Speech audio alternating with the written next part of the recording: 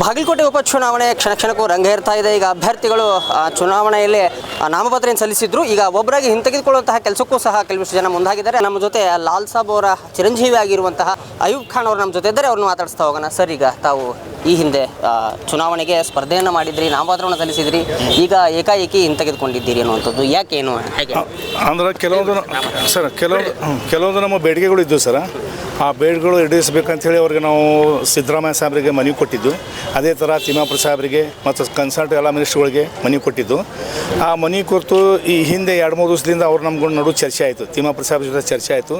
ಆ ಚರ್ಚೆಯಲ್ಲಿ ಅವ್ರು ಏನಂದ್ರು, ನೀವು ಯಾವ ಬೇಡಿಕೆಗಳನ್ನು ಈಡೇರಿಸಿದ್ರಿ ಆ ಬೇಡಿಕೆಗಳನ್ನು ಏನದ ಈಗ ನೀತಿ ಸಂಹಿತೆದ ಚುನಾವಣೆಗಿಂತ ನಂತರ ನಿಮ್ಗೆ ಏನು ಬೇಡಿಕೆಗಳವ ಎಲ್ಲ ಬೇಡಿಕೆಗಳನ್ನು ಈಡೇರಿಸ್ತೀವಿ. ನಾವು ಆ ಬೇಡಿಕೆಗಳನ್ನು ಏನು ಸ್ಪಂದನೆ ಮಾಡ್ತೀವಿ.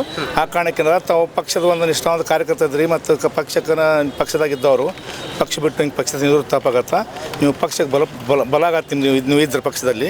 ಹೀಗಾಗಿ ಏನದ ನೀವು ಪಕ್ಷದಾಗಿರ್ಬೇಕಂತ ಹೇಳಿ ತಿಮ್ಮಾಪುರ ಸಾಹೇಬ್ ಹೇಳೋದು. ಅದರ ಜೊತೆಗೆ ಅಂಜುಮನ್ ಸಂಸ್ಥೆ ಮಾಜಿ ಅಧ್ಯಕ್ಷರು ಜಾಫರ್ ಬೇಪಾರಿ ಸಾಹೇಬರು, ಸೆಕ್ರೆಟರಿ ನಬಿ ಸಾಹೇಬ್ ಟಂಗ್ಸರಿ ಸಾಹೇಬರು, ನಮ್ಮ ಇವರು ಮುಖ್ತಾರ್ ಸಾಹೇಬರು ಮತ್ತು ಒಳಬಸು ಶೆಟ್ಟಿ ಸಾಹೇಬರು, ಇವರು ತಿಮ್ಮಾಪುರ ಸಾಹೇಬ್ ಜೊತೆಗೆ ಮತ್ತು ಹಮೀದ್ ಮುಸ್ಲಿಂ ಸಾಹೇಬರು ಕೂಡಿಕೊಂಡು ಒಂದು ನಾವು ಸಭೆ ಮಾಡಿ ಆ ಸಭೆಯಲ್ಲಿ ತೀರ್ಮಾನ ತೊಗೊಂಡೆ ನಾನು.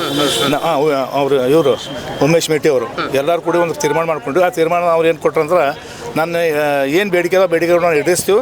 ಆ ಕಾರಣಕ್ಕೆ ನಮ್ಮ ನೀವು ಮಾತಿಗೆ ಬೆಲೆ ಕೊಡೋಣ. ಎಲ್ಲ ಮುಖ್ಯ ಏನು ಗಣ್ಯರದಾರ ಗಣ್ಯರ ಮಾತಿಗೆ ನಾನು ಬೆಲೆ ಕೊಟ್ಟು ನನ್ನ ನಾಮಪತ್ರವನ್ನು ಹಿಂದಕ್ಕೆ ಪಡೆದಿದ್ದೇನೆ. ಸರ್, ಅಯೂಬ್ ಖಾನ್ ಅವರು ಒಂದು ಬಲವಾಗಿ ಕಾಂಗ್ರೆಸ್ಗೆ ಒಂದು ಎದುರಾಳಿಯಾಗಿ ನಿಂತಿದ್ರಿ. ಕೆಲವಿಷ್ಟು ಇಡೀ ಸಮುದಾಯ ತಮ್ಮ ಹಿಂದೆ ಇತ್ತು.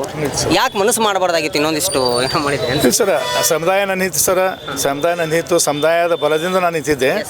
ಆದ್ರೆ ನನ್ನ ಬೇಡಿಕೆಗಳು ಸಮುದಾಯಕ್ಕೆ ಸಂಬಂಧಪಟ್ಟ ಬೇಡಿಕೆ ಇದ್ದು, ನನ್ನ ಪರ್ಸನ್ ಇದ್ದಿಲ್ಲ.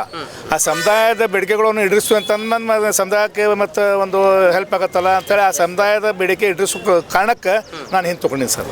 ಹ್ಞೂ ಸರ್. ಸರ್, ತಮ್ಮ ಬೇಡಿಕೆಗಳು ಏನಾದರೂ ಒಂದೆರಡು ಹೇಳ್ಬೋದಾ? ಹೇಗೆ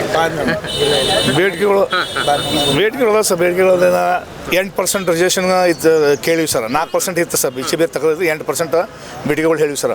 ಆ ಬೇಡಿಕೆ ಅದ. ಮತ್ತು ನಾವು ಒಂದು ಸರ್ಕಲ್ ಕೇಳಿವಿ ಸರ್. ಡಾಕ್ಟರ್ ಅಬುಲ್ ಕಲಾಂ ಆಜಾದ್, ಫಕ್ರುದ್ದೀನ್ ಅಹಮದ್ ರಾಷ್ಟ್ರಪತಿಗಳದು, ಟಿಪ್ಪು ಸುಲ್ತಾನ್ ಅವ್ರದ್ದು ಸರ್ಕಲ್ ಬೇಕು ನಮ್ಗೆ. ಮತ್ತು ಅವ್ರ ಜಯಂತಿ ಆಚರಣೆ ಮಾಡ್ಕೊಂಡು ಪರ್ಮಿಷನ್ ಕೊಡ್ಬೇಕಂತ ಹೇಳಿ. ಮತ್ತು ಕೆಲವೊಂದು ನಮ್ಮ ಜಮಾತುಗಳು 20 ವರ್ಷ ಆದರೂ ಜಾಗ ಬಂದಿದೆ ಸರ್. ಮುಳುಗಡೆಗೆ ಒಳಪಟ್ಟಿದ್ರು ಜಾಗ ಕೊಡಲಿಲ್ಲ. ಆ ಜಾಗಗಳನ್ನು ಕೊಡ್ಬೇಕಂತ ಮಾತಾಡಿ ಸರ್. ಮತ್ತೊಂದು ಕೆಲವೊಂದು ಮಸೂದಿ ಅದಾವೆ ಸರ್. ಒಂದು 25 ಸೆಕ್ಟರ್ ಒಳಗೆ ಒಂದು ಮಸೂದಿ ಅದ ಸರ್. ಅಂಥವು ಕೆಲವೊಂದು ಬೇಡಿಕೆಗಳು ಸರ್. ಆ ಬೇಡಿಕೆಗಳನ್ನ ಈಡೇರಿಸ್ತೀವಿ ಅಂತೇಳಿ 12 ಬೇಡಿಕೆ ಅದಾವೆ ಸರ್. ಆ ಸಂಗಾಪುರ ಮಸೂದಿ ಒಂದು ಬೇಡಿಕೆ ಅದ ಜೊತೆಗೆ. ಇಂಥ ಬೇಡಿಕೆಗಳು ಸರ್ ಎಲ್ಲ ಈಡೇರಿಸ್ತೀವಿ ಅಂತ ಹೇಳಿ ಸರ್.